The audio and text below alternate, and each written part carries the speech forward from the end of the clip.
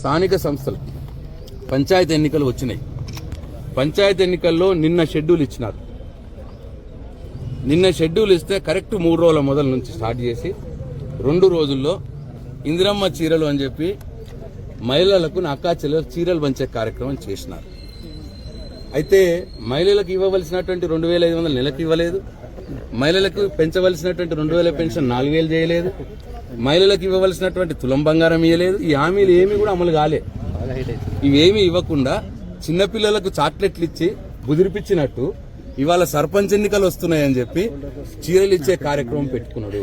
చీరలు ఎప్పుడు ఇవ్వాలండి? కేసీఆర్ గారు ఉన్నప్పుడు ప్రతి బతుకమ్మ పండుగకు చీర ఇచ్చేది. ఇప్పుడు రేవంత్ రెడ్డి వచ్చినాక 2 బతుకమ్మ పండుగలు అయిపోయినాయి.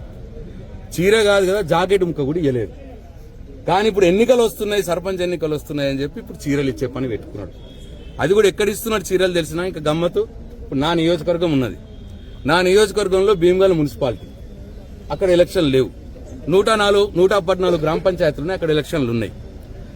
ఒకటే నియోజకవర్గంలో ఎలక్షన్లు ఉన్న 114 గ్రామ పంచాయతీల్లో గ్రామాలలో చీరలు వంచుతున్నాడు. ఎలక్షన్లు లేని భీమగల్ పట్టణంలో చీరలు వంచలేడు. ఒకటే నియోజకవర్గంలో. అంటే ఓట్లున్న దగ్గరనే చీరలు, ఓట్లు లేని దగ్గర ఏమీ లేదు. అట్లనే వడ్డీ లేని రుణాలు అంటున్నారు. వడ్డీ లేని రుణాలు కాదది. 5 లక్షల కంటే తక్కువ ఉన్న లోన్ల మీదనే వడ్డీ లేదు. 5 లక్షల కంటే పైన ఉన్న అన్ని లోన్ల మీద, మహిళా సంఘాలకు ఇచ్చే లోన్ల మీద వడ్డీ వసూలు చేస్తున్నారు. అది పొరపాటు మాట్లాడుతున్నారు.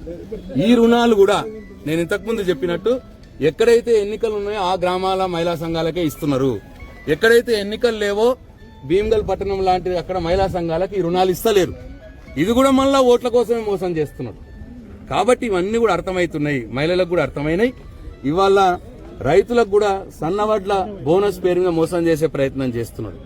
2 లక్షల రుణమాఫీ చేస్తా అన్నాడు, 60% మందికి చేయలేదు 2 లక్షల రుణమాఫీ. అట్లనే రైతు బంధు ఇస్తా అన్నాడు, ఒకసారి ఎగ్గొట్టిండు, ఒకసారి సగం మందికే ఇచ్చిండు, ఒకసారి కేసీఆర్ ఇచ్చిండు, మొన్న 6,000 చొప్పున ఇచ్చిండు. అంటే ఎన్నికలు ఉన్నాయని చెప్పి మొన్న ఇచ్చిండు. అట్లనే వడ్ల బోనస్ కూడా ఫస్ట్ అన్ని వడ్లకు అన్నారు, తర్వాత సన్న వడ్లకు అని మాట మార్చిండు. మళ్ళా ఇప్పుడు సన్న వడ్లకు కూడా 4 పంటలైనాయి. మొదటి పంట అసలు ఇయ్యలేదు.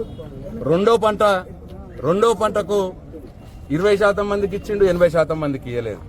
3వ పంటకు మొన్న వాసంగికి మొత్తంకే ఇయ్యలేదు బోనస్, సన్నవడ్ల బోనస్.